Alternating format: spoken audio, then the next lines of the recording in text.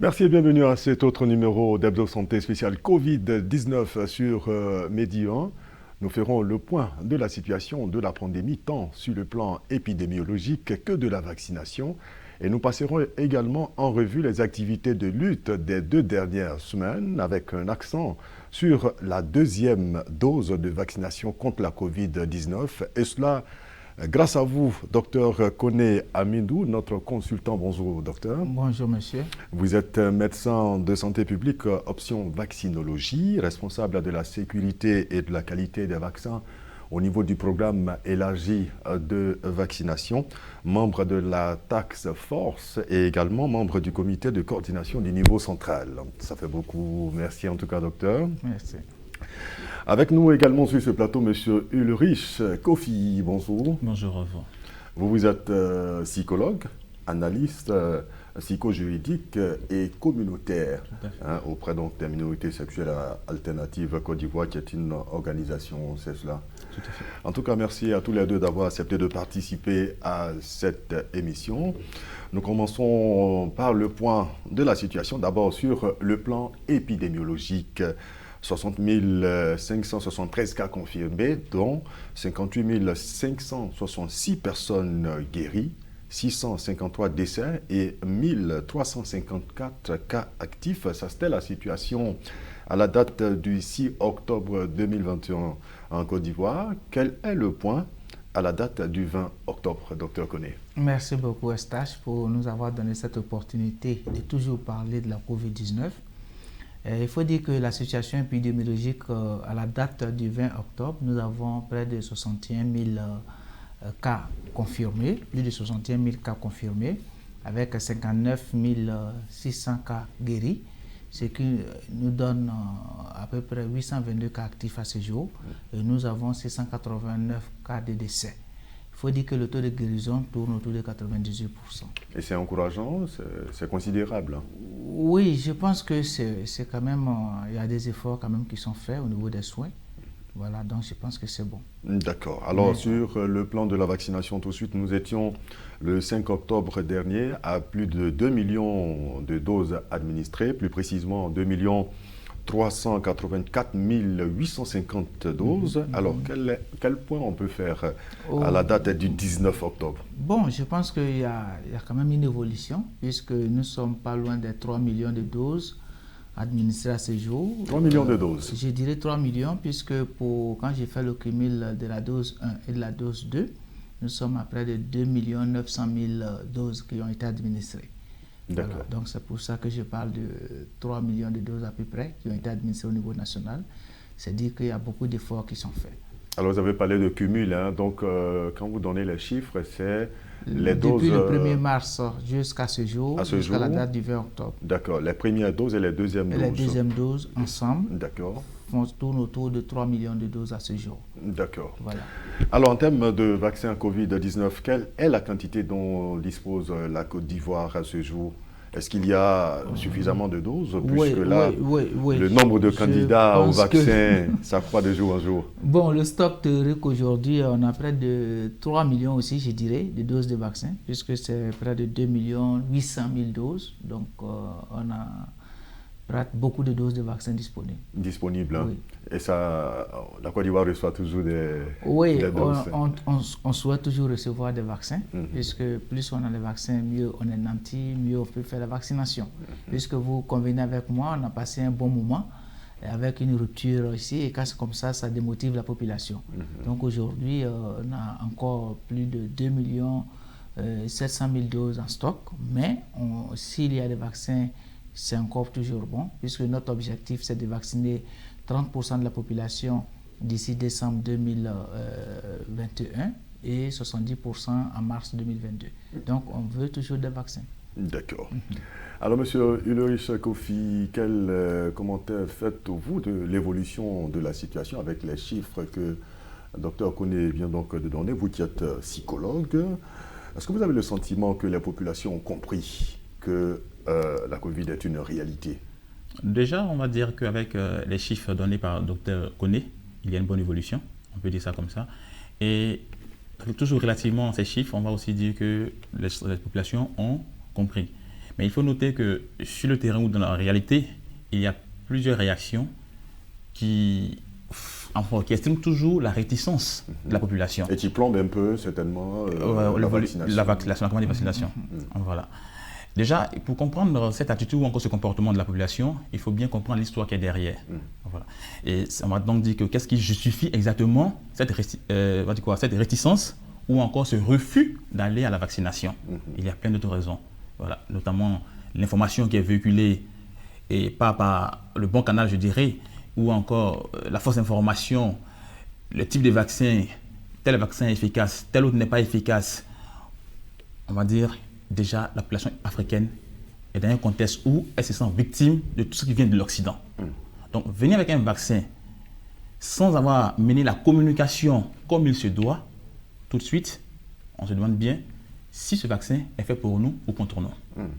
Mais aujourd'hui, ce à quoi on assiste, c'est que les populations acceptent de plus en plus. Nous étions à ce grand centre de vaccination du Palais des Sports de Treichville. On a vu du monde, on a vu des personnes qui viennent recevoir la première dose et également on a croisé des personnes qui viennent recevoir leur deuxième dose.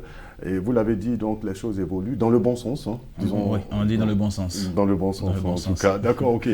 Cela nous permet donc d'aborder le sujet de cette émission qui est les enjeux de la deuxième dose de vaccination contre la Covid-19. Alors, une note du ministère de la Santé, de l'Hygiène publique et de la couverture maladie universelle a demandé aux populations de 18 ans et plus de se faire vacciner et encourager les personnes ayant reçu la première dose d'AstraZeneca, je ne sais pas pourquoi est-ce que c'est précisément ce vaccin, de se rendre dans le centre de vaccination le plus proche donc, pour recevoir la deuxième dose selon la date de leur rendez-vous. Alors, je me pose la question de savoir, est-ce qu'il y a des personnes qui ne viennent pas faire la deuxième dose après avoir reçu la première dose, docteur? Oui, en fait, c'est un constat, puisque aujourd'hui, quand on fait le point, on a près de 1,2 million personnes qui sont en attente ici pour la deuxième dose. C'est pour cette raison qu'on peut dire effectivement qu'il y a un problème à ce niveau. Mais pour remédier à cela, le ministère a fait une note pour encourager les personnes à venir faire la deuxième dose. C'est ce que je peux dire. Alors quand vous dites 1 million de personnes en attente, ils attendent la date de leur rendez-vous pour la deuxième dose? Oui, c'est les deux. C'est les deux. Voilà, c'est les deux. C'est des personnes déjà dont le rendez-vous n'est pas encore arrivé et certaines personnes aussi dont le rendez-vous aussi est arrivé. Pourquoi il faut faire ainsi? Ça nous aide un peu dans la planification, puisque quelqu'un qui a reçu la deuxième dose, il doit recevoir la deuxième dose, donc il faut faire une prévision. Donc il est mieux de prévoir cela, c'est pour cela. Voilà. Donc il y a effectivement des personnes dont, je vais dire, le rendez-vous de la deuxième dose est arrivé à échéance et qui ne sont pas venus faire la deuxième dose. Oui, il y en a, mais je pense que c'est ce qu'il disait tout à l'heure, parce que toujours en matière de vaccination, c'est des choses qui sont courantes. Ce n'est pas spécifique à la vaccination contre la COVID-19. J'essaie toujours de faire le lien entre la vaccination COVID-19 et nos vaccins de routine. Dans nos vaccinations de routine, il y a toujours des personnes qui ont des séries de vaccinations incomplètes, que nous appelons communément les abandons. Donc, c'est un phénomène réel. Mais pour le cas spécifique de la COVID-19, on souhaiterait que chaque personne qui reçoit une première dose de vaccin contre la COVID-19 vienne faire sa deuxième dose. Et tout à l'heure, vous avez dit que le ministère avait insisté de façon spéciale sur le cas du vaccin AstraZeneca. La raison est simple, puisque les premiers vaccins que nous avons reçus en Côte d'Ivoire le 26 février 2021, c'était le vaccin AstraZeneca et nous avons eu d'autres vaccins AstraZeneca. Mais la question était qu'on a eu une rupture sur une longue période avec ce vaccin AstraZeneca. Et maintenant, on a assez de vaccins AstraZeneca. Donc, en c'est ainsi, il faut passer l'information, dire à la population que le vaccin qui était tant attendu est maintenant là. Même si on peut faire la deuxième dose de vaccin AstraZeneca avec le vaccin Pfizer. qui était une des dernières recommandations également du ministère de la Santé. Voilà. Alors, je pense que le message s'adresse à tout le monde, hein, même ceux qui ont reçu le vaccin de type Johnson. Johnson, c'est une seule dose. On n'a pas besoin de... C'est une seule dose. Hein. Voilà, Johnson, c'est une seule dose. Ah, c'est une information importante. Voilà, Johnson, c'est une seule dose. C'est surtout le vaccin Pfizer, les autres vaccins Sinopharm et autres. Voilà. D'accord. Voilà. Alors, nous nous sommes rendus, je l'ai dit à l'instant, dans le centre de vaccination donc, du Palais des Sports de Treichville. Et nous avons vu beaucoup de personnes là-bas qui viennent recevoir leur deuxième dose. Voyons un peu donc, les avis recueillis par Ferdinand Kouakou et Eman Dogo. J'ai fait la première dose le 18. Bon, quand j'ai fait, j'ai senti des douleurs aussi, à part ça, c'est fini. Et j'ai fait la deuxième dose le 16. Bon, moi, je n'ai pas trop senti. Bon, tu sais, l'organisme, bon, chacun a sa manière de voir les choses. Bon, moi, Dieu merci, je n'ai pas senti tout battu, tout, mais ça va. Ça m'a motivé d'avoir plus l'efficacité du vaccin. Donc, si on fait la première dose sans qu'on fait la deuxième, comme c'est ce qui est prescrit, on n'aura pas l'efficacité du vaccin. Donc, il faut mieux continuer et faire le deuxième. Et on voit plus en plus que dans les pays où ils avaient fait les vaccins, ça devient moins compliqué, tout devient plus accessible et c'est pour cela qu'on a continué à faire le deuxième dose. Moi, j'ai fait tout. J'ai fait le premier ici venu, il fait deuxième les 16. Il s'avère que lorsqu'on fait la première, qu'on ne fait pas la deuxième dose, c'est comme si on n'a rien fait. Voilà, pour que le vaccin soit efficace, il faut qu'on fasse les deux doses. Donc moi, je suis venue faire la deuxième dose. C'est vrai que je ne suis pas venue à la date qu'on m'avait prescrite parce que je n'ai pas eu le temps. Mais je suis venue aujourd'hui faire la deuxième dose pour que le vaccin soit efficace. Quand j'ai fait la première dose, j'ai eu une migraine. Mais quand j'ai pris, je suis allé payer chose paracétamol à la pharmacie ici, quand j'ai pris quelques minutes après, c'est fini. Il n'y a pas eu de problème. Mais j'ai même dit à mes collègues d'aller faire, mes amis là, surtout lui, j'ai même dit d'aller faire. Moi, je sensibilise même les gens pour aller se vacciner. J'encourage tout le monde à faire son vaccin. Il n'y a rien de difficile en fait. Ça ne fait pas peur, ça ne fait pas mal. Ça n'a rien de différent au vaccin qu'on fait d'habitude. Tu es obligé de faire la deuxième dose. Parce que si tu fais la première dose et que tu n'as pas terminé le vaccin pour faire la deuxième dose, bon, c'est comme... Bon, moi, je ne vois pas quoi. À ce moment, pourquoi tu allais faire la première dose alors? Voici donc, messieurs, des réactions sur la deuxième dose de vaccin. Donc, quand on fait la première dose, si on n'a pas fait la deuxième, c'est comme si on n'a rien fait. Commentaire donc de ce qu'on vient d'entendre. Moi, c'est une joie pour moi. Je le disais lors de la dernière émission que de plus en plus, je constate que la population commence à comprendre. Et quand quelqu'un qui n'est pas du corps médical me dit que si je ne fais pas la deuxième dose, c'est comme si je n'ai rien fait, je suis très, très heureux. Ça veut dire qu'ils ont compris le message. Voilà. Pour qu'on soit vraiment protégé, il faut faire les deux doses. Voilà. Donc, j'encourage chacun, ceux qui ont déjà fait la première dose, à aller faire leur deuxième dose pour être protégé. Parce que quand on se fait vacciner, c'est pour être protégé. Mais on ne va pas aller faire une dose. Et puis bon, là, on n'est pas complètement immunisé. Voilà, donc je ne peux pas, je voulais simplement, ils ont tout dit, que lorsqu'on fait la deuxième dose, le vaccin, on a une protection qui est souhaitée et efficace. D'accord. Voilà. Je reviendrai à vous tout à l'heure, mais je vais dire, on a vu donc des personnes qui ont compris, mais en revanche, il y a d'autres personnes certainement qui refusent de venir faire la deuxième dose. On n'en a pas rencontré, malheureusement. Mais selon vous, monsieur Richard Kofi, qu'est-ce qui pourrait peut-être faire qu'une personne n'aille pas recevoir la deuxième dose du vaccin Covid? Oui, aujourd'hui, quand on constate que des personnes qui ne sont pas du corps médical, un individu lambda qui sensibilise, docteur, comme vient de le signifier, c'est que la personne a compris le message. Par contre, d'autres n'ont pas compris. Cela voudrait dire qu'il y a un travail de sensibilisation à faire. C'est la mauvaise information, comme je le disais tantôt, c'est la mauvaise information qui fait défaut dans ce processus de riposte contre la Covid, surtout avec le vaccin. On nous présente plusieurs types de vaccins. Lequel le vaccin est plus efficace ou non, chacun dit. Aujourd'hui, il y a autant de canaux d'information, de la bonne information que de la désinformation. Donc chacun va à la source de l'information là où il peut ou encore là où il veut. Il s'informe et se désinforme. Il y a aussi le contexte, je dirais, psychosocial, j'ai évoqué ça aussi tantôt, dit qu'aujourd'hui, les vaccins, on est tous d'accord que les vaccins viennent de l'Occident. En Côte d'Ivoire, on n'a pas encore développé des vaccins, je pense. Je parle sur le regard de Dr Koné. Pour dire qu'aujourd'hui, tout ce qui vient de l'Occident, pour l'Africain qui a déjà une posture de rébellion, généralement, une rébellion compte tenu de l'histoire coloniale et tout, on estime que l'Occident ne vient pas pour nous arranger, pour nous aider, c'est pour nous engloutir. On a plein de choses quand on reçoit les gens en consultation, histoire de les sensibiliser à aller au vaccin. Non, c'est pour vraiment réduire la population. On trouve que les Africains font trop d'enfants. Il y a un tas de choses qui se disent sur le vaccin. Donc pour vous, il faut accroître la sensibilisation pour combattre ces idées reçues. Là, tout à fait. Et insister, de prendre la dimension, le contexte social. On dirait dans un contexte, sensibiliser une personne, viens faire le vaccin, c'est plus simple. Mais en Côte d'Ivoire, en Afrique et en Côte d'Ivoire, il faut adopter d'autres stratégies. Lesquelles, selon vous? Quand je parle de stratégie, c'est d'impliquer naturellement des psychologues et sociologues en tenant compte de la dimension psychosociale. Sachant très bien que nous sommes dans un contexte où on est déjà barricadé, on a déjà pris des postures irréversibles, récalcitrantes contre l'Occident, vis-à-vis de ce contexte de Covid. Donc vous, les psychologues, vous avez votre rôle, vous avez votre part dans cette lutte-là. Effectivement. Oui, moi je dirais plutôt que la notion le fait de dire qu'il faut sensibiliser, il faut communiquer encore plus, je pense que c'est ça qu'il faut faire.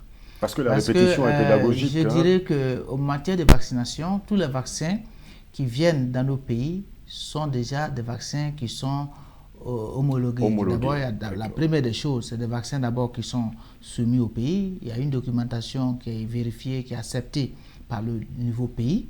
Et c'est des vaccins aussi qui sont certifiés par l'Organisation mondiale de la santé. Donc, il n'y a pas de raison à dire que ça vient de l'Occident, ceci, cela. Au contraire, je dirais même que l'Occident nous sauve, puisque c'est le même vaccin. Le vaccin AstraZeneca qui est fait en Côte d'Ivoire est utilisé pour vacciner des personnes en France et ailleurs. Et le vaccin Johnson que nous avons, c'est des dons qui sont venus des États-Unis. Les Américains se sont vaccinés avec ça avant de nous envoyer. Mais je crois que c'est un problème d'information. Il faut peut-être communiquer dans toutes les langues pour demander à la population que lorsqu'on est vacciné, qu'on est protégé et qu'on protège son entourage. Je pense que c'est un problème de communication. Et il faut peut-être aller plus loin et impliquer toutes les couches socio-professionnelles. Y compris les psychologues. Je dirais oui, ça s'impose à nous. Il a dit déjà, c'est pourquoi je ne voulais pas revenir là-dessus. J'ai dit qu'au niveau de nos pays, le niveau de scolarisation, il y a beaucoup d'analphabètes. Peut-être il faut expliquer dans les langues vernaculaires, les langues de chacun, en baoulé, en dioula, les différentes langues, pour que les gens puissent mieux comprendre. Puisque toute la communication que nous faisons, c'est très souvent en français. Et ce n'est pas tout le monde qui comprend le français. Et puis aussi, il y a une question, je voulais vraiment lui dire merci, les réseaux sociaux. Qui sont partout, et chacun en a sur son portable. Donc, cette communication qui passe, quelqu'un se lève aujourd'hui, il dit des messages, celui qui est dans son petit campement, si c'est ce message-là auquel il a accès et que c'est un message qui est nocif pour la santé, il va l'adopter. Donc, je suis plus d'accord qu'on implique aussi bien les psychologues, toutes les couches socio-professionnelles, mais il faut communiquer dans toutes les langues pour expliquer mieux ces situations. Est-ce que vous avez cherché à savoir un peu auprès de certaines personnes qui opposent un refus à la deuxième dose, les raisons? Dans l'élément, on a vu, les effets secondaires ne sont vraiment pas majeurs, ça passe très vite. Est-ce que ces effets secondaires-là, vous avez cherché à savoir un peu si ce n'est pas une cause de refus? Bon, je ne dirais pas que c'est une cause fondamentale de refus, mais si je me réfère un peu aux vaccinations de routine où nous avons eu quand même à faire des enquêtes par rapport à comprendre les raisons de la non-complétude de la série vaccinale, il ressort souvent que lorsque quelqu'un utilise un vaccin et qu'il a des effets secondaires et que ces effets secondaires ne sont pas correctement pris en charge, alors ça peut être la raison du refus de la vaccination pour la prochaine fois. Mais pour nous, je crois qu'on a essayé de rattraper cela en demandant déjà à nos vaccinateurs, lorsque quelqu'un vient se faire vacciner, il se pourrait que vous ayez une petite fièvre, mais c'est des signes qui sont réels, que c'est des choses qui vont passer rapidement. Et aujourd'hui, quand vous avez vu les éléments qui sont passés, personne n'a évoqué cette situation. Donc je pense qu'il faut plus communiquer sur la vaccination, et faire en sorte que la disponibilité des vaccins au niveau de nos pays soit toujours là, continue. Monsieur Ulrich, vous ne pensez pas que ce soit une raison de blocage, non? Oui, c'est une raison, je l'ai évoqué on va dire en sourdine, mais qui n'est pas, comme notre le dit, qui n'est pas aussi une raison majeure. Mais en même temps, aujourd'hui, il y a l'extrapolation aussi des faits. Ça, il faut le dire, parce que nous, on reçoit des gens, quand on entend de les sensibiliser, il y a l'extrapolation des faits. Celui qui a déjà fait son vaccin vient dire j'ai eu un tas de trucs, on dirait même c'est fait, typhoïde, pas lu. La personne va te citer tout. Et la personne va même jusqu'à dire que le vaccin a réveillé toutes les maladies latentes dans son organisme. Bon, quand on arrive à un tel niveau, lui qui est en face de toi, tu ne l'encourages pas à aller faire son vaccin. C'est vrai. Voilà. Et la personne même qui a fait son vaccin encore n'est même plus motivée pour aller faire la deuxième dose. Il va falloir qu'on lui dise, mais tiens, c'est que tu n'as rien fait. Donc, comme on le dit en Ivoirien, bon Ivoirien, prends son courage à deux mains, fais l'effort de retourner faire la seconde dose. D'accord, donc voilà. Il faut continuer de sensibiliser, d'informer les populations. Alors, docteur Koné, je voudrais vous demander, c'est vrai, on l'a dit, vous recevez la première dose, vous ne faites pas la deuxième dose, c'est comme si vous n'avez rien fait. Cela veut dire qu'une seule dose ne peut pas protéger, immuniser, non? Bon, c'est clair, parce que tout ce que nous faisons, la base c'est quoi? C'est des études. Donc, on s'est dit, lorsque tu fais par exemple la première dose, il y a des anticorps qui vont apparaître à un niveau, je donne un exemple simple, il faut 100%, le niveau des anticorps par exemple doit atteindre 100, c'est un exemple que je donne, pour qu'on soit protégé. Vous faites la première dose et vous avez une protection de 50%. Et vous ne venez plus. Donc peut-être vous allez faire la maladie. Vous pouvez faire des formes de cette maladie. Et lorsque vous venez faire votre deuxième dose, alors les anticorps se mettent à un niveau idéal de protection. Alors est-ce que lorsque la date, par exemple, prescrite est dépassée, oui. Est-ce qu'on peut toujours venir faire la deuxième dose? Bien sûr, une série vaccinale qui a commencé, il faut la compléter. Même si la date de rendez-vous est passée. On vous dit par exemple dans 3 semaines, après 3 semaines, la première dose reçue est toujours là? Bien sûr, mais attends, si on voit le cas par exemple du vaccin AstraZeneca, quand on a commencé cette vaccination au 1er mars, la deuxième dose se faisait à quelle période? C'était après 3 semaines. Mais les études ont montré après que lorsqu'on a fait cette deuxième dose à 12 comment on appelle ça? À 12 semaines, c'est-à-dire 3 mois, on est encore plus protégé. C'était la même chose pour le vaccin Pfizer. On faisait ça à 3 semaines. On a estimé que lorsqu'on vient faire encore à 8 semaines, on est encore mieux protégé. Donc, lorsque vous commencez votre série vaccinale, même si la date du rendez-vous est passée, l'idéal serait de venir faire la date indiquée. Voilà. Mais si vous n'avez pas pu le faire, il faut venir faire sa deuxième dose et vous serez protégé. Alors, en termes de solutions, est-ce que vous y réfléchissez? Est-ce que vous prenez, par exemple, les contacts de sorte à relancer les personnes? Parce que quelqu'un peut être très, très occupé dans ses affaires et même oublier la date. Est-ce que vous y pensez? Oui, je crois que le ministère de la Santé a pris en compte tous ces aspects, puisque nous avons, il y avait une structure... Donc c'est fait à ce jour? Je le dirais parce que ce qui était prévu même, c'était même d'envoyer des SMS à ces personnes-là, pour qu'ils puissent se rappeler de la date de vaccination. Mais comme il y avait une rupture de vaccin, on ne pouvait pas aller dans ce sens. Aujourd'hui, il n'y a pas de rupture. Donc je crois qu'il y a des dispositions qui sont en train d'être prises. Aux dernières réunions au niveau du ministère, il a été décidé de renforcer. Vous avez dit tout à l'heure qu'il y a même une note circulaire. Et toutes les communications qui sont faites aujourd'hui font dans le sens ici de renforcer la deuxième dose, de faire de telle sorte que les personnes reviennent pour faire leur deuxième dose. Parce que lorsque vous n'avez pas fait votre deuxième dose, vous n'êtes pas suffisamment protégé. Donc je crois que la population comprend ça de plus en plus, puisque vous avez vu dans le message qui est passé tout à l'heure, ceux même qui ne sont pas des médecins, ils ont compris que lorsque vous ne faites pas la deuxième dose, vous n'êtes pas complètement vacciné. Vous pensez que cette stratégie-là peut apporter un plus, M. Ulrich? Oui, ça peut apporter un plus parce qu'avec l'expérience dans le domaine du VIH, c'est un peu ce que le travail que les assistants sociaux font, notamment le rappel de rendez-vous. Maintenant, à grande échelle, avec le système des SMS, ça peut vraiment aider pour accélérer les choses. D'accord, en tout cas... Et là, je pense même à ce niveau, les téléphonies cellulaires qui sont dans nos pays peuvent s'impliquer pour aider à cela. Voilà, donc je pense que ça peut porter. D'accord. Et ça porte même déjà, puisque voilà. D'accord. Alors, donc, une information très utile avant de terminer. Pour toute information donc, sur la Covid, vous pouvez appeler le centre d'appel le numéro 143, c'est ça?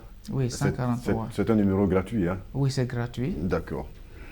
Allez, merci en tout cas à vous, monsieur Uléois Kofi. Je rappelle que vous êtes psychologue, analyste psycho-juridique et communautaire auprès des minorités sexuelles à Alternative Côte d'Ivoire. Encore merci et grand merci à vous, docteur Koné Amindou. Vous êtes notre consultant pour cette émission. Vous êtes médecin de santé publique option vaccinologie, responsable de la sécurité et de la qualité des vaccins au niveau du programme élargi de vaccination, membre de la Task Force et également membre du comité de coordination du niveau central. Merci à l'UNICEF, au ministère de la Santé, de l'Hygiène publique et de la couverture maladie universelle à travers la direction de coordination du programme élargi de vaccination ainsi qu'aux organisations de la société civile qui nous accompagnent pour ce spécial Covid sur Medi 1. Merci également à vous et à l'équipe de réalisation. Prenez soin de votre santé et rendez-vous la semaine prochaine pour un autre numéro d'Hebdo Santé sur Medi 1.